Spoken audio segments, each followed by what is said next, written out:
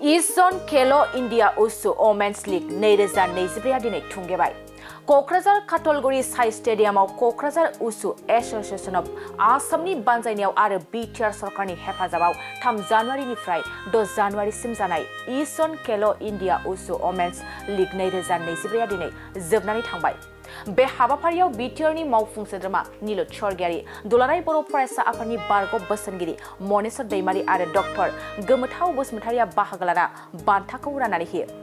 मोनजि रायजोनि 550 गेलेगिरिफ्रा ईस्टार्न खेलो India wushu women's league 2024 आव बाहागो लादोंमोन। बेनि गेजेराव गासै 180 गेलेगिरिफ्रा बान्था मोननो हायो।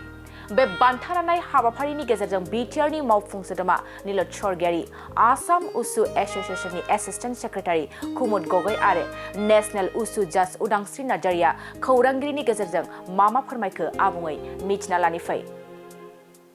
ईस्टार्ननि खेलो इंडिया बे वुशु चेम्पियनशिप 2024 बियो सानथामनि बे कम्पिटिशना ईस्टार्नआव गासै 8टा रायजोखौ लानानै बेखौ फाथिनाय जादों। साइ स्टेडियाम क'क्राझाराव अर्गानाइज खालामदों क'क्राझार बे वुशु एसोसिएशन आरो आसाम वुशु एसोसिएशना, आरो बेखौ जोथोन लादों नैबे बिटिआर सरकारनि दैदेननायाव आरो जोंनि मानिजाथाव चिफ प्रमद बर'नि हेफाजाबजों नैबे खेलो इंडियानि जि वुशु चेम्पियनशिप, बे चेम्पियनशिपनि गेजेरजों जों बेखौनो मिजिंथिनो हायो जे आइजोफोरखौ सेल्फ डिफेन्स होनायजों लोगोसे आरो आइजो बे गथ' गथायफोरखौ माबायदि जोङो वुशुनि सायाव नेशनेल इंटरनेशनल लेभेलाव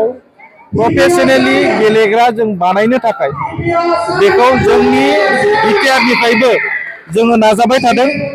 आरो बिटिआरआव जोङो गेलेनायनि मोनसे बारहावा, बिटिआरआव जोङो मोनसे गेलेनायनि कालचार बेखौ लाबोनो थाखाय थांनाय 2 बोसोरनिफ्राय जोंनि बिटिआरआव इंटरनेशनल ख'ख' जानानै थांबाय, फुटबल जानानै थांबाय, आरो बेबायदिनो दिनै माने वुशु चेम्पियनशिपआबो बिटिआरआव जादों। आरो बेखौनो जोङो नुनानै फाथिनानै नोजोर होनो हायो जे थारैनो बेहाय दिनै ओरैबायदि गेलेगिरिफोरा बाहागो लादों। टटेल बेहाय 500निख्रुइबो बांसिन गेलेगिरि आइजो गथ'फोरा बाहागो लादों। आरो बेखौ नायोब्ला जों नोजोर होनो हायो जे गेलेनायनि फारसे जोंनि बिटिआर आरो जोंनि ईस्टार्नआव थानाय जि रायजोफोर, बे रायजोफोरा दिनै लैहोर लैहोर बाहागो लादों। आरो बिनिनो 150निबो बाराफोरा मेडेल मोननो हादों। जायफोरा देरहानो हादों बिथांमोननिसिम आंनि गोसो गोरबोनि साबायखर आरो गोसोनि हामग्लायनायखौ जासिहरबाय। आरो जायफोरा गेलेफैदों बिथांमोनाबो जाहाथे इयुनाव आरो बेनिख्रुइ साबसिन हामसिन गेलेनाय दिन्थिनानै मेडेल मोननो हायो, आं बेखौ मिजिंथियो। आरो नैबे गेलेनायखौ अर्गानाइज खालामनाय जोंनि लकेलनि जि वुशु फेडारेशननि दैदेनगिरिफोर बिथांमोनखौ आं साबायखर जासिदों। आसामनि वुशु फेडारेशननि बिबानगिरिफोर बिथांमोनखौबो आङो साबायखर जासिदों। आरो जों भबिष्यतआव नैबे बिटिआरआवनो national level, international level wushu championship फाथिनो थाखाय जोङो थागथियारि जादों।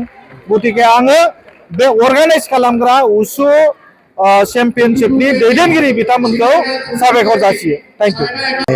সঁচাকৈ বহুত ভাল লাগিল ইয়াত বিটিআৰত আহি। আমি প্ৰথমতে আলোচনা কৰিছিলোঁ যে এইবাৰ বিটিআৰত আমি গেমখন পাতিম 20 জুনৰ। ভাৰতীয় উচ্চ ফেডাৰেশ্যনত তেনেকৈ আমাক দায়িত্ব দিলে আৰু ইয়াত আমি আহি বহুত ভাল লাগিল। বিটিআৰ গভটো আমাক বহুত এই খেলখন পাতিবৰ কাৰণে বহুত সহায় কৰিছে। অসমৰ সকলো জিলাৰ যিখিনি আমাৰ উচ্চ এছ'চিয়েশ্যনৰ লগত জড়িত আছে, সকলো জিলাৰ সকলো সভাপতি সম্পাদক আৰু যিখন খেলুৱৈসকল আছে সকলোৱে আমাক সহায় কৰিছে এই প্ৰতিযোগিতাখনি সাফল্যমণ্ডিত কৰিবৰ কাৰণে। প্ৰধানকৈ ইয়াত বিটিআৰৰ কোকৰাঝাৰ জিলাৰ সভাপতি সম্পাদকে প্ৰমুখ্য কৰি উদাংশী নাৰ্জাৰী, ডক্টৰ বসুমতাৰী, তেখেতসকলৰ সহযোগিতা আমি মানে নৈ কৰিব নোৱাৰোঁ। তেখেতসকলৰ সহযোগিতাতে এই প্ৰতিযোগিতাখন সফল হৈছে। আৰু এই প্ৰতিযোগিতাখনত আমাৰ 20 জুনৰ 10খন ষ্টেটৰ প্ৰায় প্ৰায় নহয় একচুৱেলি 550জন খেলুৱৈয়ে অংশগ্ৰহণ ল'লে আৰু এই প্ৰতিযোগিতাৰ অভাৰঅল চেম্পিয়নশ্বিপৰ ফাৰ্ষ্ট বেষ্ট টিম পাবলৈ অসমে সক্ষম হৈছে আৰু ছেকেণ্ড টিম পালে মণিপুৰ দলে আৰু তৃতীয় দল হিচাপে বিবেচিত হ'ল ৱেষ্ট বেংগল দলটোৱে। সেয়েহে বহুত ভাল লাগিল আৰু আগন্তুক কালতো আমি বিটিআৰ গ্ৰুপটোৰ লগৰ যিসকল আমাৰ মনেশ বসুমতাৰী ছাৰ আছে, আমাৰ প্ৰমোদ বড়ো ছাৰ আহিছে, EM ছাৰ আহিছিল, তেখেতসকলে আহি ইয়াত যথেষ্ট সহায় কৰিছেহি আৰু তেখেতক কথা দিছে যে আগন্তুক যিখিনি প্ৰতিযোগিতা হ'ব তেখেতসকলে ইয়াত নিজৰ তৰফৰ পৰা বিটিআৰ গ্ৰুপটোৰ পৰা সকলো দায়িত্ব লৈ প্ৰতিযোগিতাখনি সফলভাৱে সামৰি কৰিব। সেইকাৰণে আমিও আশা ৰাখিছোঁ আগন্তুক কালত তেখেতসকলে এই প্ৰতিযোগিতাসমূহ ইয়াত পাতিবলৈ যেন আমাক সুবিধা কৰি দিয়ে, তেখেতক সহায় কৰে আৰু এই প্ৰতিযোগিতাবিলাক আমি পাতি গ'লেহে আমাৰ অসমৰ খেলুৱৈসকল আমাৰ বিটিআৰ যিখিনি আণ্ডাৰ জিলা আছে সেই খেলুৱৈসকল আন্তঃৰাষ্ট্ৰীয় পৰ্যায়ত মেডেল পাবলৈ কাৰণে সক্ষম হ'ব। অসমৰ প্লেয়াৰসকলক কি আহ্বান জনাব ছাৰ? অসমৰ প্লেয়াৰসকলক এইখিনি আহ্বান জনাব যে এতিয়া আমাৰ বিটিআৰ গ্ৰুপটোৱে হওক বা অসম গভৰ্ণমেণ্টে আমাক যিখিনি এতিয়া সুবিধা দিছে যে নেশ্যনেল গেমছত মেডেল পালেই আমাক চাকৰি হৈছে আৰু ফাইনেন্সিয়েল হেল্প কৰিছে। তো সেইকাৰণে আমাৰ খেলুৱৈসকলে কি কৰিব লাগে, এতিয়া যিখিনি এতিয়া সুবিধা দিছে অসম চৰকাৰে হওক বিটিআৰ গভৰ্ণমেণ্টে হওক সেই সুবিধাখিনি লৈ তেখেতসকলে এতিয়া ভালকৈ প্ৰেক্টিচ কৰি নিজৰ ভৱিষ্যতৰ লগতে অসমৰো নাম কঢ়িয়াই আনক, ভাৰতৰ নাম কঢ়িয়াবৰ কাৰণে তেখেতসকলে নিজকে প্ৰস্তুত কৰক।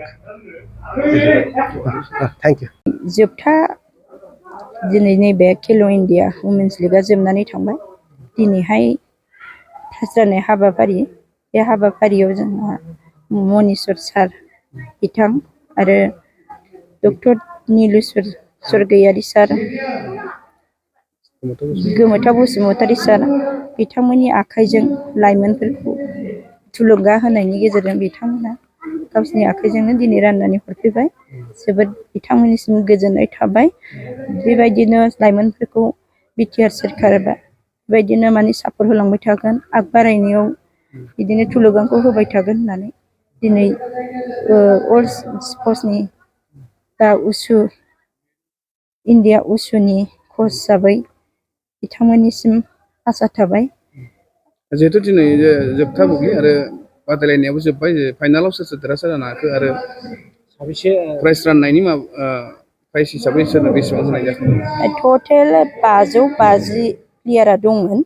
दा बेनि गेजेराव टटेल प्लेयारफ्रा देरहासार जानो हादों 180 प्लेयारफ्रा मेडेल देरहासार जानो हादों। मोनबेसे स्टेटनिफ्राय बाहागो लादों? टटेल आसाम, बेंगल, बिहार, मिज'राम, मणिपुर, नागालेण्ड, त्रिपुरा आरो अरुणाचल, मेघालय।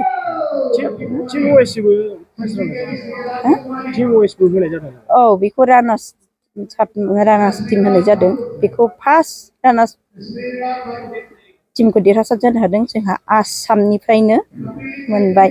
दा बेखौ बिथांमोनहा जोंनि इन्डिया उसु फेडारेसना बेखौनो नोजोर होनानै दिनै बाहाय खुंफैदों।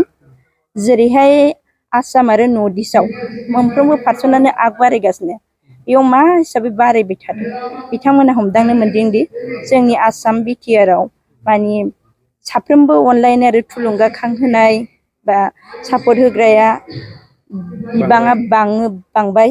बेखायनो दिनै बेबायदि माने दावगाबाय थानो हादों। माने सापर्ट होग्रा, दैदेनग्रा, थुलुंगाखांहोग्रा, अनसायग्रा गैयाबा बे बुस्थुआबो माने गोसोआव थुलुंगाखांनाय फैया लाइमोनफोरनाव। दा बेनो आरो थुलुंगा होनाया जोंनि बिबाङा बांसिन। दा बिथांमोनहा हमदांनो हादों इन्डिया फेडारेसननि मानगोनां सारमोनहा जे जेरै दुरां कापफोरखौ खुंनानै हरदों बिटिआरआनो अर्गानाइज खालामनानै साफ्रोमबो फुटबलार प्लेयारफोरनिफ्राय बिथांमोनहा मिथिहैदों जोंनावहाय गोबां माने सुबिदा फेसिलिटिखौ मोजां आरो गावजों गाव अनसायलायनाय गोजोन थासारिया दं, बेयाव खुंहैयोबा जेबो गिनांगौबो गैया बेखौ मिथिदों। जेरखम जों जम्मु काश्मीरफोराव थांनानै मिथिहैयो मालाबा गथ'फोर लांनानै गिलुं गिलुं जाहैनाङो, बेबायदि थासारिया जोंनाव गैया, सुखि खुंलांनो हागोन।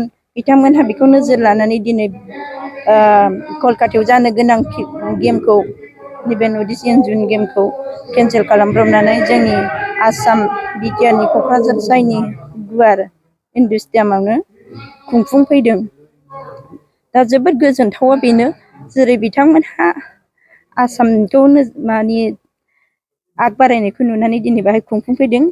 जोरैनो बिथां मुरलीधर चौधुरी सारनि आसा खालामनाया दिनै साक्सेसफुल जादों आसामावनो माने रानार्स टिमखौ मोनबाय फार्स्ट टिमखौ सेकेन्डआव मोनदों वेस्ट बेंगल थार्डआव मोनदों मणिपुर जोबोर गोजोनथाव आइजोफोरनि थाखाय नैबे उसुआ माबायदि हेफाजाब जानो हागौ होननानै सानो आइजोफोरनि थाखाय उसुआव गोबां माने जोंनावहाय उसुनिफ्राय दा नै नर्थ इस्टनिफ्रायनो अर्जुन एवार्ड मोननो थांगासिनो बेयो माबानि कनफार्म जानानै फैबाय आरो जोंहा माने उसुखौ मानगोनां सुहिल आहामिद सार बिथाङा बुहुद गुरुत्त होनानै गारलादों बेनि गेजेरजों दिनै उसुनिफ्राय आग बारायलांबाय थादों थुलुंगानाया माने अर्गानाइज माबानिफ्राय गोबां माने गथ'फोरखौ नाजानो थाखाय मोजां माने टारगेट लाबाय थानायनि गेजेरजों आग बारायलांबाय थादों आरो दा आं बेखौनो खावलायो जोंनाव आरो बिटिआर सोरखारा नेक्स्टआव बिथांमोन दा बुंलांनाय बायदि दिनै नेसनेलखौ खुंनानै हरोबा नेसनेलावबो बेबायदिनो मोजां जोंनिफ्रायनो पारफरमेन्सआ ओंखारगोनखौ आं आसा खालामदों Good news for everyone. For the academic year 2024-2025, admissions to playgroup, nursery, LKG and UKG are underway at Vidyavili Kids School in Habubari, Kokrajhar. This Vidyavili Kids School has many facilities for students like smart class and daycare. Indoor, outdoor game, art and craft workshop, playful learning. Environment and dance room, modern teaching aids, audio visual room. Good teachers, student one-on-one training on one language and speech development. Experienced teachers, green knowledge. Why are you waiting for the admission? Call 6900 304050 for more details.